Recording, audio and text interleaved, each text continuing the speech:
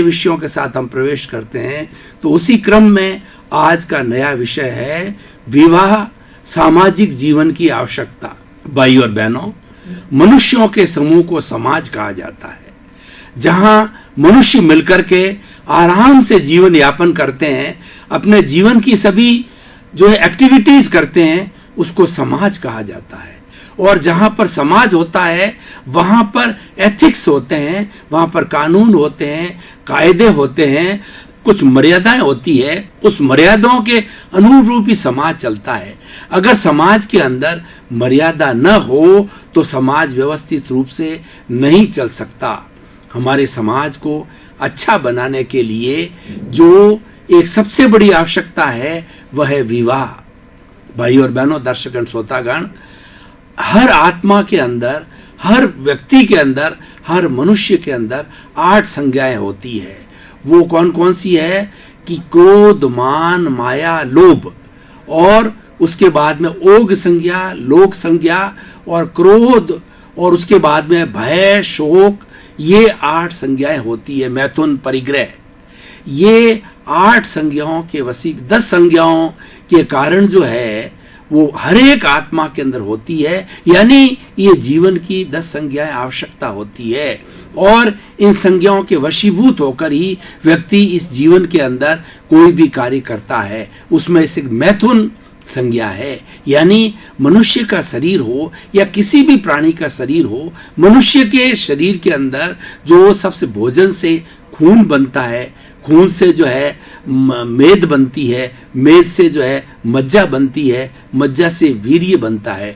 इस तरीके से सप्त धातु बनते हैं। उसमें से वीर्य सबसे इंपॉर्टेंट होता है, वीर्य सबसे ताकतवर होता है। जिस व्यक्ति के अंदर वीर्य होता है वो वीर्यवान कहा जाता है। उसके आभा मंडल पर, उसके मुख मंडल के ऊपर एक ओज होता है, और उसी कारण से वो लगता है कि युवक है, और उस जो है के कारण जो उसका सौंदर्य होता है तो ओज होता है उसका। तो अब देखिए, मैथुन इस शरीर की आवश्यकता है। अब इस आवश्यकता की पूर्ति करने के लिए, समाज को व्यवस्थित बनाए रखने के लिए एक सिस्टम होता है समाज का, वह कहलाता है विवाह। विवाह हमारी भारतीय संस्कृति के अंदर एक पुनीत कार्य है, और विवाह के लिए कहा जाता है कि ये 7 जो उसके विवाह के अंदर 7 फेरे दिए जाते हैं, और बताते हैं कि ये 7 जन्मों का साथ है। और उस 7 फेरों के अंदर पति पत्नी एक दूसरे का सम्मान, एक दूसरे की सुरक्षा, एक दूसरे का ध्यान रखना, और एक दूसरे के लिए समर्पित रहने की प्रतिज्ञा करते हैं। तो देखिए कितनी सुंदर व्यवस्था है हमारी भारतीय संस्कृति के अंदर। और एक व्यक्ति एक स्त्री के साथ विवाह करता है, उससे कितना फायदा है। देखिए कि मनुष्य जीवन की जो मैथुन की आवश्यकता होती है वह अपनी पत्नी के द्वारा वह पूर्ति करता है, क्योंकि ये शरीर के अंदर सेल्फ जनरेशन है, और ये वीर्य की सेल्फ जनरेशन जो है भोजन के साथ होती है। एक ये रेगुलर क्रिया है, ये प्रक्रिया है। और जब ये प्रक्रिया होती है, ये सब मतलब व्यक्ति युवा बनता है, उस वक्त के अंदर उसमें थोड़ी सी कामुकता आती है। अगर उस वक्त के अंदर व्यक्ति विवाहित हो तो अपने वो व्यक्तिगत जीवन के साथ के अंदर अपने शरीर की आवश्यकता की पूर्ति कर लेता है। और अगर विवाहित न हो और उस वक्त में युवा आ जाए, हो जावे, और उस वक्त के अंदर अगर वो शादीशुदा नहीं हो तो बहुत बड़ा जो है कहना चाहिए समाज के अंदर जो है अत्याचार, अनाचार और चारित्र्यहीनता का कार्य हो जाएगा। उसके अंदर जो चरित्रहीनता का कार्य हो जाएगा। तो उस तरीके से हमारा विवाह का सिस्टम है, एक बहुत सुंदर सिस्टम है। इस सिस्टम के साथ में एक व्यवस्था बैठती है कि एक स्त्री को छोड़ करके इस पूरी सृष्टि के अंदर 7 अरब की जनसंख्या के अंदर जितना महिला वर्ग है, जितना स्त्री वर्ग है, उसमें अगर छोटी है तो बेटी और बराबरी की है तो उसकी बहन, और बड़ी है तो उसकी माँ के रूप में, दादी के रूप में, नानी के रूप के अंदर उसको है वो प्रतिष्ठा दी जाती है। तो इस तरीके से हमारे समाज के अंदर जो किसी तरह का जो ये जो बुरा बर्ताव है वह समाप्त हो जाता है और एक शिष्टाचार बनता है, एक सामाजिक व्यवस्था बनती है। इसीलिए कहा गया है कि विवाह है वो सामाजिक जीवन की आवश्यकता है, उससे एक सिस्टम बनता है। विवाह होने के बाद में उसके बच्चे होते हैं तो उसके वो माता पिता बनते हैं और उनके भरण पोषण की वो जिम्मेवारी लेते हैं, उनको शिक्षा दिलाते हैं, उनको अच्छे संस्कार देते हैं और उनको एक समाज का अच्छा नागरिक बनाते हैं, देश का अच्छा नागरिक बनाते हैं। देखिए ये इतनी सुंदर व्यवस्था हमारे भारतवर्ष के अंदर है और विवाह के साथ के अंदर कितने संबंध बढ़ते हैं कि जब एक स्त्री और पुरुष का विवाह होता है तो दोनों के ससुराल वाले जो है वो एक दूसरे संबद्ध हो जाते हैं और ये रिश्ता जो है ये मल्टीप्लाई हो जाता है। जैसे कि जो एक का ससुराल का जो माता है, पिता है, उसका भाई है, उसका दादा है, दादी है और ससुराल पक्ष का होता है तो वो दादा ससुर कहलाता है और उसके काका ससुर कहलाता है और बड़ी सास कहलाती है, ननद कहलाती है, भुजाई कहलाती है। इस तरीके से रिश्ते जो है बहुत मल्टीप्लाई हो जाते हैं। उससे दो परिवारों का सामंजस्य बनता है, दो परिवारों का नहीं, उससे जितनी जैसे कोई मासी है, कोई काकी है, कोई भतीजा है या उसके ससुराल वाले हैं वो सगे संबंधी हो जाते हैं। वो देखिए कितना सुंदर सिस्टम है। एक विवाह की पद्धति करने से लोगों के अंदर कितना बड़ा जो है वो कहना चाहिए भाईचारा बढ़ता है, भ्रातृत्व बढ़ता है, मित्रता बढ़ती है। वो एक दूसरे को अपना हितैषी मानते हैं और एक दूसरे की सुख सुविधा के लिए एक दूसरे के अंदर कोई इमरजेंसी आ जावे, कष्ट आ जावे, तकलीफ आ जावे तो उसके अंदर सहयोगी बनते हैं क्योंकि वो रिश्तेदार कहलाते हैं। ऐसी सुंदर व्यवस्था जो हमारे भारतवर्ष के अंदर है विश्व के किसी भी देश के अंदर नहीं मिलेगी। प्राय जो पाश्चात्य जगत है वहां विवाह की आवश्यकता है मात्र दो शरीरों की आवश्यकता की पूर्ति करने के लिए है, लेकिन हमारी भारतीय संस्कृति में विवाह का जो सिस्टम है वह सिस्टम समाज को ऊपर ले जाने के लिए है और समाज के अंदर कोई भी अनैतिकता को रोकने के लिए, व्यभिचार को रोकने के लिए, वेश्यावृत्ति को रोकने के लिए और दूसरा अनैतिक संबंधों को रोकने के लिए ये एक एथिक्स बनता है, एक रूल बनता है और समाज में अनैतिकता बढ़ती है। अगर विवाह का एक सुंदर सिस्टम ऐसा उपक्रम न हो तो देखिए कितने कितने इरेगुलर संबंध हो जाएंगे क्योंकि शरीर की आवश्यकता है। ये मैथुन जो संज्ञा है ये सब संज्ञा कराती है। जब युवा हो जाता है तो शरीर की आवश्यकता बलवती हो जाती है और उस वक्त के अंदर कोई सिस्टम में नहीं डला हुआ हो, विवाहित नहीं होता है तो कितना कितना अनैतिक कार्य कर लेता है और एक समाज को कितना जो कहना चाहिए भ्रष्ट समाज बना देता है। उसकी चर्चा होती है और उसके एक व्यक्ति को देख करके अन्य व्यक्ति करने लग जाते हैं। इसीलिए भाई और बहनों, दर्शकगण, श्रोतागण, हम बहुत भाग्यशाली हैं कि हमने भारत जैसे देश के अंदर जन्म लिया जो कि आचार प्रधान देश है, नैतिकता प्रधान देश है और ये मैत्री में विश्वास करता है, करुणा में विश्वास करता है, अहिंसा में विश्वास करता है और भाईचारा के अंदर विश्वास करता है। और विवाह की प्रथा से जो है हम इतने व्यवस्थित रूप से जीवन जीते हैं कि हमारा जीवन जो है आनंदमय बन जाता है। अब देखिए कि हम थोड़ा सा आपको जो है भारतीय संस्कृति के 4 आश्रम और 4 वर्णों की बात बताता हूं।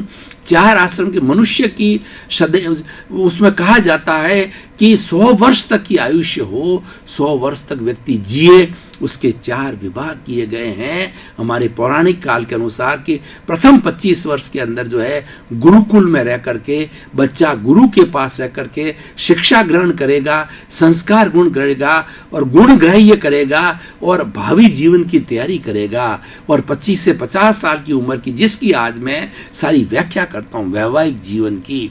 वैवाहिक जीवन ये 25 साल का पूरा समय मिलता है। आप अपने शरीर की आवश्यकता की पूर्ति कीजिए और अपनी स्त्री के साथ के अंदर एक मित्रवत व्यवहार कीजिए। देखिए शादी जो है उसको 3 भागों के अंदर बांटा गया है।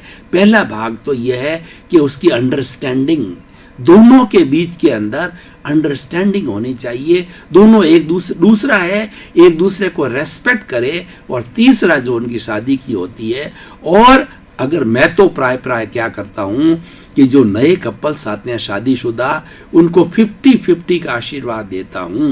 इसका अर्थ यह है कि भाई तुम जीवन पर्यंत तो दोनों को 50-50% के हिसाब से आदर दो और आदर लो, गिव एंड टेक, 50% आदर देना और 50% आदर लेना, और एक दूसरे के जो है विचारों का समर्थन करना, एक दूसरे को अंडरस्टैंड करना और एक दूसरे की नेचर को एडजस्ट करना। किसी की नेचर ऊंची हो सकती है, नीची हो सकती है, कहने का मतलब कोई शॉर्ट टेम्परामेंट हो जाता है, तो दूसरा जो है उसको जो है संभाले कि भाई इसकी आदत है, उस आदत को पहचान कर दोनों एक दूसरे को अंडरस्टैंड करके एडजस्ट करने की कोशिश करें, तो उनको कोई भी दिक्कत नहीं आती है। इतनी सुंदर व्यवस्था से हमारा जो है वो हमारा जो समाज सुंदर बनता। आप देखिए परिवार के अंदर 2 होते हैं या 3 बच्चे होते हैं, पहले जमाने में 1-1 डजन बच्चे हुआ करते थे, फैमिली प्लानिंग का युग नहीं था। लेकिन जब जनसंख्या बढ़ी तो उसके बाद में भारतवर्ष के हमारे गणमान्य प्रधानमंत्री या गणमान्य लोगों ने जो एक नई योजना दी, फैमिली प्लानिंग किया, उसके अनुसार कि भाई 2 या 3 बच्चे होने चाहिए। पहले एक परिवार में 3 बच्चे हुआ करते थे, बाद में हमारे 2 का फार्मूला आया, और अभी कुछ लोग हैं मात्र 1 बच्चा को ही जन्म देना अधिक पसंद करते हैं, और दूसरे साधन भी हो गए हैं कि हम अधिक संतान को जन्म दें, उसको रोकने के साधन भी हो गए हैं। पुराने जमाने में ऐसे साधन नहीं थे, और पुराने जमाने के अंदर एक मानसिकता थी कि ये तो ईश्वर का प्रसाद है, ये ईश्वर का दिया हुआ अनुग्रह है, इसको हम कैसे रोकें, क्यों रोकें। और वास्तव में देखा जाए तो ये ईश्वर का अनुग्रह ही है। किसी के संतान का होना या ना होना ये मात्र जो है वो स्त्री और पुरुष के हाथ में नहीं है। कई बांझ स्त्रियां होती है और उसके बाद में वो जीवन भर इलाज कराती रहती है, जीवन भर ट्रीटमेंट कराती है, लेकिन फिर भी वो कभी भी जो है वो गर्भवती नहीं होती। और कई ऐसे होते हैं कि बहुत ज्यादा को संतान देते हैं। तो ये तो क्या प्रकृति का नियम है, अपने अपने कर्मों का योग है। और इस सारी सृष्टि को चलाने वाला जो है व्यक्ति नहीं है, वो स्त्री पुरुष नहीं है, जगत नियंता व्यवस्थित शक्ति है, ईश्वर है, जो कि ऐसी शक्ति है जो एक जगत को चलाती है। उसमें से मानव मात्र जो है वो एक निमित्त है, मानव कर्ता नहीं है। कर्ता जो है वो व्यवस्थित शक्ति है, जिसको जगत नियंता कहा जाता है, वही कराता है। और व्यक्ति अगर इस चीज को मान करके चले, जो निष्काम कर्म की थ्योरी गीता में भगवान कृष्ण ने दी है कि मेरा जन्म हुआ है कर्म करने के लिए हुआ है, और कर्म को डेडिकेशन डिवोशन के साथ में किया जाए, फल की इच्छा नहीं रखी जाए। क्योंकि हम फल की इच्छा रखते हैं तो हमें दुख भी हो सकता है। अगर चाहिए जो निर्दिष्ट जो है वो हमें फल न मिले तो हम दुखी होते हैं, और अगर हमें वो फल मिल जाए तो हम जो हो सकता है हमें अहंकार भी आ सकता है। दर्शकगण, श्रोतागण, भाई और बहनों, हम जो है वो विचार विमर्श करते करते बहुत गहरे चले गए थे। अब थोड़े समय का ब्रेक ले रहे हैं, ब्रेक के बाद पुनः हाजिर हूं। ब्रेक के बाद शारीरिक रूप से मानसिक रूप से तरोताजगी महसूस कर रहे हैं, और पुनः हमारा जो निर्धारित विषय है उस पर विवेचना प्रारंभ कर रहे हैं। तो इसीलिए भाई और बहनों, दैट सिनेरियो को बताता हूं कि आजकल हमारे समाज के अंदर कुछ बुराइयां आ गई है। पुराने जमाने के अंदर शादी में क्या होता था कि बच्चा जब जवान होता था, 16 साल प्राय 16 साल की लड़की और 18 साल के लड़के की शादी कर दिया करते थे। और आज 18 साल की लड़की और 21 साल का जो लड़का होना चाहिए, ये जीवन हर चीज समयबद्ध होना चाहिए। ये 18 और 21 की उम्र है, बहुत सही उम्र है। अगर सही उम्र के अंदर शादी हो जाती है तो शादी होने के बाद उनका पूरा जीवन व्यवस्थित रहता है। जब वो वरिष्ठ नागरिक के रूप में आते हैं तो वो वानप्रस्थ जीवन आराम से जी सकते हैं। 50-55 अगर मान लो कोई भी लड़का जो 21 साल की उम्र के अंदर शादी कर लेता है तो 50-55 साल के अंदर वह अपनी सब तरह की जो सांसारिक जिम्मेवारियों से निवृत्ति होकर के वानप्रस्थ तक जा सकता। वानप्रस्थ पहले एक आश्रम था।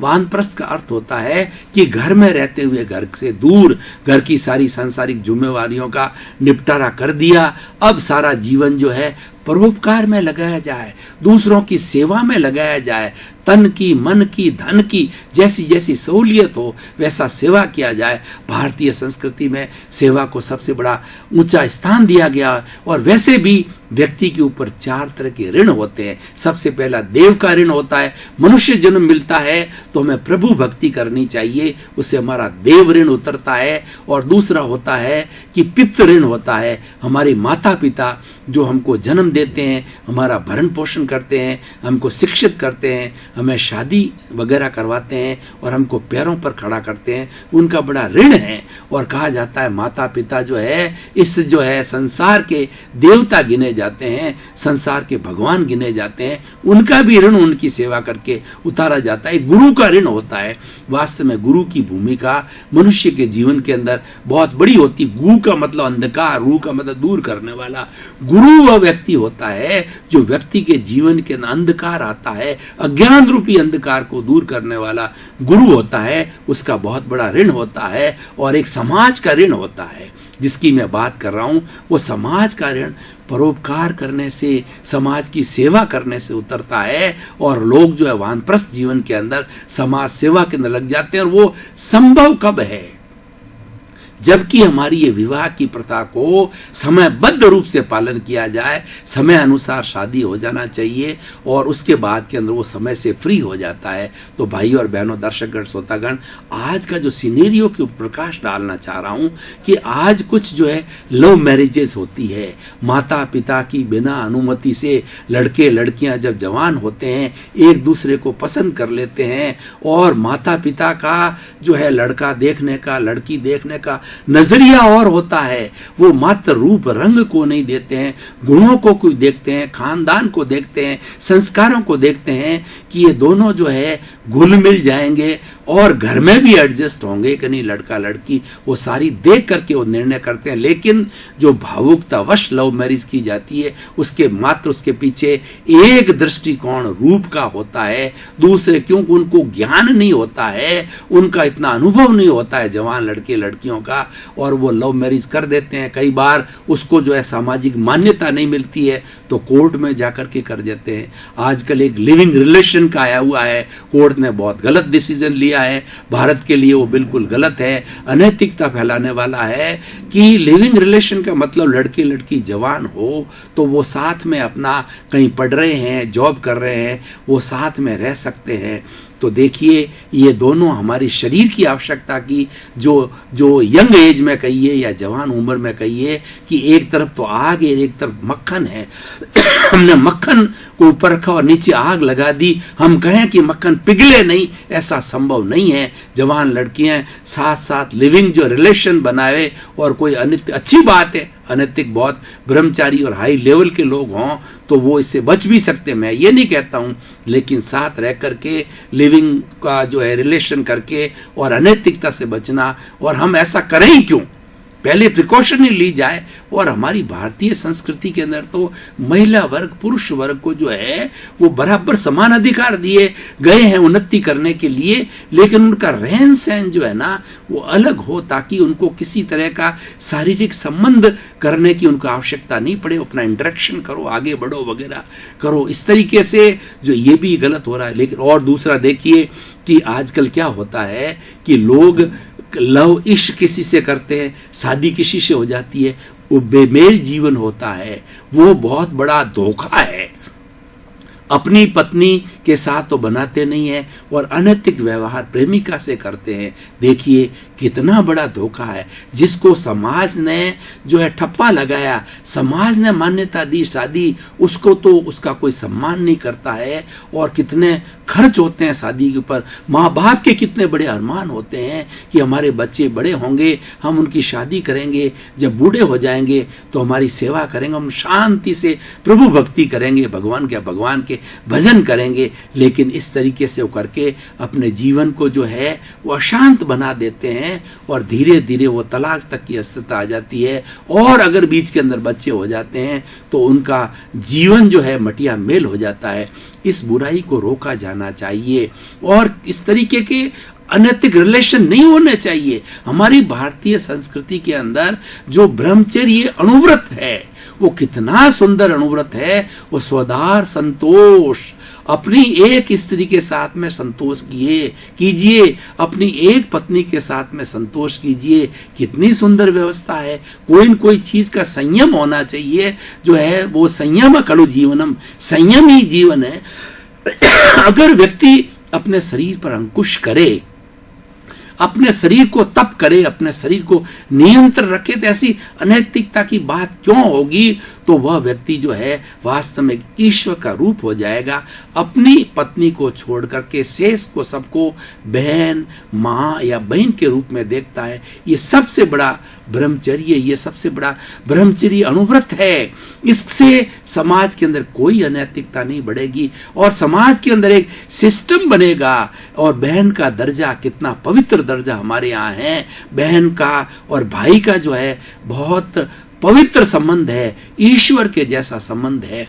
वो संबंध कैसे मेंटेन होंगे जब हम स्वधार संतोष पे रहेंगे और अपने आप की कामुकता के ऊपर, अपने जो है वो जो है मैथुन के ऊपर अपन नियंत्रण करेंगे। और उसके लिए ये सारा सिस्टम जो बनाया गया है, विवाह का सिस्टम है, जिसको कि आज मैं एपिसोड से माध्यम में कहना चाहता हूं कि विवाह एक सामाजिक आवश्यकता है। ये बहुत ही सुंदर एपिसोड है और इसका बड़ी अच्छी तरीके से मनन करना चाहिए, मंथन करना चाहिए। और हमारी पुरानी जो व्यवस्था है कि लड़के लड़की का जो वर मतलब जो भी पति पत्नी का सिलेक्शन करे, अपने के लिए वर वधू का सिलेक्शन करे, माता पिता को वो काम सौंपना चाहिए और माता पिता की आज्ञा को सिरोधार्य करना चाहिए। क्योंकि माता पिता जो है उनका अनुभव बहुत गहरा होता है, उनका नजरिया बहुत गहरा होता है और वो जो काम करते हैं वो अपने बच्चों की भलाई के लिए करते हैं। और ऐसे ऐसे जीवन के अंदर बहुत ही सुंदर होते हैं। मैं मेरी अपनी स्वयं की बात बताना चाहता हूँ एपिसोड के माध्यम से कि मैं 7वीं कक्षा के अंदर पढ़ता था। उस वक्त के अंदर पुराने जमाने में जल्दी एंगेजमेंट्स हुआ करते थे और मेरी जो होने वाली धर्मपत्नी है, मंगेतर है, वो 5वीं में पढ़ती थी और मैं जसोल का निवासी, वो असाड़ा का निवासी, बाड़मेर निवासी नहीं, बाड़मेर जिले में 10 किलोमीटर दूर, और 7th में पढ़ता था। और 12th के अंदर मेरी मैरिज हुई 18 साल की उम्र के अंदर। तब हमने जो है वह मतलब देखिए 5 साल तक एंगेजमेंट रहा, एक दूसरे से बात नहीं की, एक दूसरे से मुंह नहीं देखा। ये हमारे पेरेंट्स ने तय किया और 53 वर्ष हो गए हमको।